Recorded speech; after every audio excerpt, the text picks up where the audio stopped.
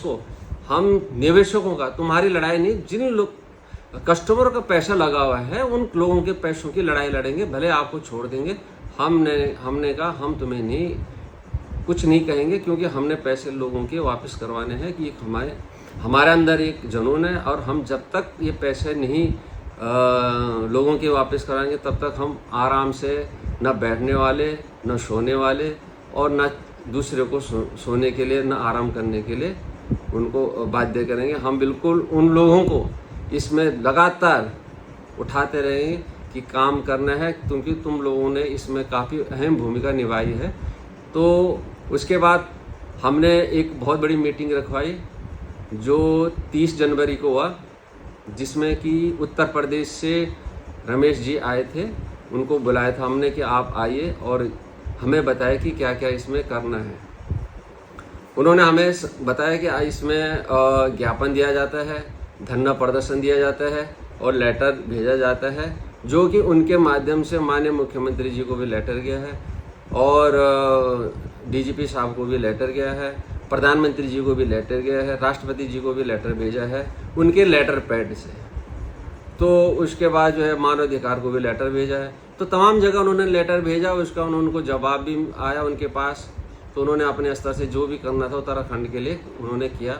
और उसके बावजूद हमें जब हम देहरादून पहले ज्ञापन देने गए, हमें इस पता नहीं था कि ज्ञापन किस तरह से दिया जाता है, क्योंकि इस चीज़ इतना बड़ा जो घटना घटी उसके बारे में हम बिल्कुल अनजान थे। पर लेकिन उनके ज्ञापन देने से पहले भी वहाँ बहुत कुछ लोग पहुँच गए थे कि नहीं ऐसा नहीं दिया जाता, वैसे नहीं दिया जाता। हमने कहा इनको कैसे पता कि आज ज्ञापन देने जाना है, हमें कैसे बोला, हमें तो मालूम नहीं। हमने कहा कौन आए, कैसे आए, किस तरह से आए। तो मैंने कहा इसके बारे में तो आप ही बता सकते हो क्योंकि आपको पता है।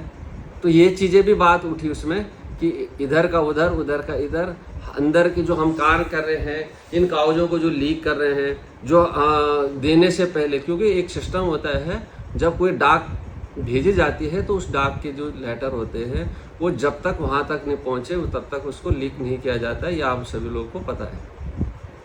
इसके बावजूद भी ये चीज़ें कई बार बीच में हुई है, परंतु लगातार जब ये कार्यक्रम चलता रहा उसके बाद तो हम काफ़ी कुछ जान गए, कहाँ कहाँ क्या है, क्या नहीं है, किस तरह से है, कागज़ों को इकट्ठा करना, किस तरह से करना। इनका जो उत्तराखंड में सेमिनार बने, कितने सेमिनार हुए, कितना इन्होंने जो है अपना कौन कौन उसमें आए। तो ये तमाम लोग उसमें आए थे, जो कि पूरा मेरे ख्याल से 18 सेमिनार इनका हुआ था। और उत्तराखंड में ओनली उत्तराखंड में 10 सेमिनार हुए, 10 जगह इन्होंने अपना कार्यक्रम रखा, जिसमें ये बड़े बड़े लीडर कौन, ये डायरेक्टर लोग जो the Loni urban multi state credit and thrift cooperative society के जो मेंबर थे, ये लोग आए थे। उसमें अमन वर्मा, उत्तम सिंह वगैरह ये जितने भी हैं, और यहाँ तक कि समीर अग्रवाल भी इन लोगों के उसमें थे। आर के सेठी भी इन्हीं के लोगों के बीच में थे। और जब इनका हरिद्वार, ऋषिकेश, श्रीनगर, रुद्रप्रयाग, शीलाकुई, भानेवाला, देहरादून और कोटद्वार और पोंटा साहिब, कसौली, गोवा, थाईलैंड, दुबई, हैदराबाद, लखनऊ, रामनगर, मतलब बहुत सारे हैं, अनगिनत हैं। इन जगह उन्होंने सेमिनार किया, जबकि ये वही लोग हैं जो न तो कहते ना बुढ़ा बैल वाला अपने आप काम करता है, न दूसरों को काम करना देता है। तो इन्हीं लोगों के माध्यम से ये सारी चीजें आज फिर दोबारा उस पटरी में पहुंच चुकी है। कारण ये अपने आप को बचाने के चक्कर में दूसरे की भावना को, दूसरे को गड्ढे में ले जा रहे हैं। अब देखिए, इतना करने के बावजूद हमने जो 3 महीने लगातार इस काम को करा, लगातार, चाहे दिन हो, चाहे रात हो, चाहे सुबह हो, चाहे शाम हो, हमने न घर देखा, न परिवार देखा, रिश्तेदारी नहीं देखी, जीने मरने के उसमें भी हम लगातार इस कार्य में लगे रहे कि नहीं लोगों के पैसे वापस ना आने। हमारा तो एक ही मकसद है कि लोगों का पैसा किस तरह से वापस आए।